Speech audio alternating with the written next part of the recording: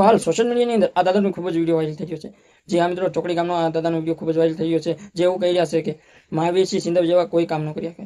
જે આ મિત્રો એવું કહી રહ્યા છે કે જ્યાં જ્યાં લાઇટો નથી ત્યાં ત્યાં એમને લાઇટો પણ નખાવી દીધી. જ્યાં શેરીમાં એમ કહેવાય કે બજાર કે સડક નથી ત્યાં તેમને સરકાર પાસે અપીલ કરીને સડકો પણ રખાવી દીધી છે. જે આ મિત્રો એવું કહી રહ્યા છે દાદા, અને એવું પણ કહી રહ્યા છે કે આ મહાવીરસિંહ સિંધવ જેવા અમારા ગામમાં પણ સરપંચને તો બહુ સારું લાગે અને બહુ સારું કામ કરતા. જ્યાં શાળામાં જે વસ્તુ છોકરાઓને કરતી હોય, જ્યાં શાળાઓમાં એમ કહેવાય સ્કૂલમાં જે કરતું હોય છે એ કામ કરી દેતા સ્કૂલ માટે.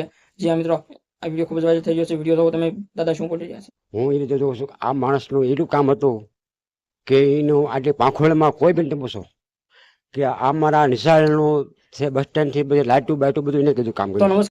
તો નમસ્કાર મિત્રો, નવો વિડીયોમાં તમારું સ્વાગત છે. અમારી ચેનલમાં નવા હોય તો લાઈક અને સબસ્ક્રાઇબ અને શેર જરૂર કરી દેજો. તો દાદાનો વિડીયો તમે જોયો છે.